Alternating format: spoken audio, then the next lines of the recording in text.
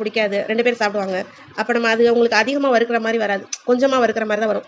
இப்போ ஒரு 2, 3 அப்பளம் தான் நமக்கு வறுக்கிற மாதிரி வரும்.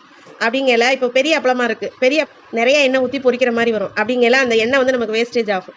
நம்ம அந்த மாதிரி செய்யக்கூடாது. அது வந்து கொஞ்சோண்டு எண்ணெய் ஊற்றி நம்ம சிக்கனமாக நம்ம அந்த எண்ணெயை வந்து வேஸ்ட் பண்ணாமல் நம்ம செய்யணும். அப்படின்னா இந்த பெரிய அப்பளமாக இருக்கிறத என்ன பண்ணிடுங்க, இப்படி மடக்கி விட்டு இந்த மாதிரி பண்ணிங்கன்னா அழகாக 2ஆக வந்துடும். இதை பார்த்தீங்களா, 2ஆக கிடச்சிருச்சு. இல்லை எங்களுக்கு இன்னும் சிக்கனமாக வேணும், வந்து நாங்கள் கொஞ்சோண்டு எண்ணெய் ஊற்றி பொரிக்கிற மாதிரி வேணும் அப்படின்னு நினச்சிங்கன்னா என்ன பண்ணிடுங்க, இந்த மாதிரி பாருங்கள், இதே அப்படி இன்னும் மடக்கி இதை இப்படி பண்ணிட்டீங்கன்னா இப்போ 4 பாகமாக வந்துருச்சு. இந்த பாருங்கள், நிறைய அப்பளம் கிடச்சிருச்சு.